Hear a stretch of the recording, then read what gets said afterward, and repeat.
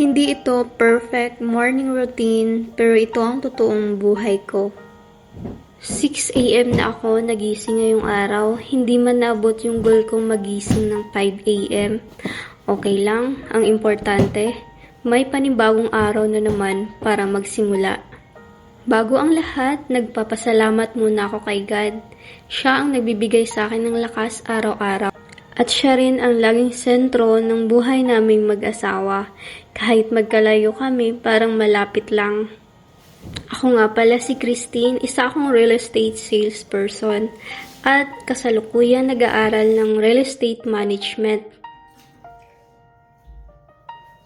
Kamakailan, nagdesisyon akong mag-resign sa trabaho para mas makapag-focus sa pag-aaral at sa real estate at sa pag-uwi ng asawa ko.